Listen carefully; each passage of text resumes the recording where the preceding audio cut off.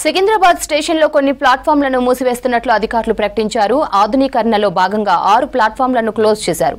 దీంతో పలు రైళ్లను చెర్లపల్లి, కాచిగూడ, నాంపల్లికి మళ్లిస్తున్నట్లు తెలిపారు. 100 రోజుల పాటు ఈ 6 ప్లాట్ఫామ్లు క్లోజ్ ఉంటాయని తెలిపారు రైల్వే అధికారులు.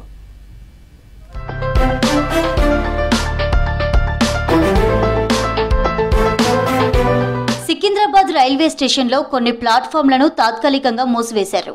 ఆధునీకరణలో భాగంగా 6 ప్లాట్ఫామ్లను క్లోజ్ చేశారు. సికింద్రాబాద్కు వచ్చి పోయే పలు రైళ్లను చర్లపల్లి, కాచిగూడ, నాంపల్లికి మళ్లించారు. 100 రోజుల పాటు ఈ 6 ప్లాట్ఫామ్లను మూసివేస్తున్నట్లు రైల్వే అధికారులు ప్రకటించారు. పనులు పూర్తి చేసేందుకు 120 రైళ్లను దారి మళ్లించినట్లుగా వివరించారు.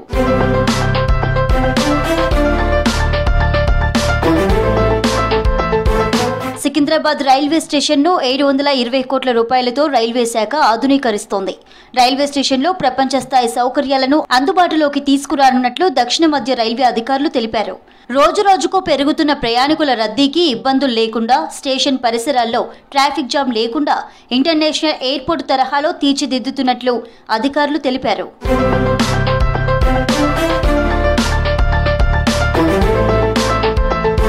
రైల్వే స్టేషన్ లోపల షాపులు, ఫుడ్ కోర్టులు, రెస్ట్ రూమ్స్, వెయిటింగ్ హాల్స్, ఆధునిక టికెట్ కౌంటర్లు నిర్మిస్తున్నారు. G+3 అంతస్తులుగా నిర్మించనున్నారు.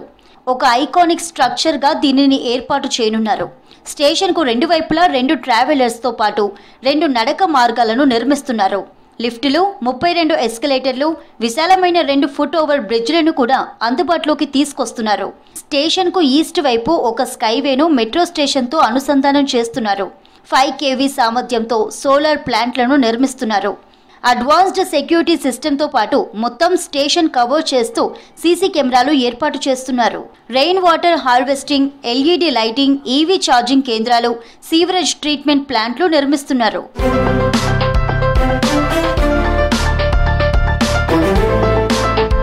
Secunderabad railway station building చరిత్రలో కలిసిపోయింది.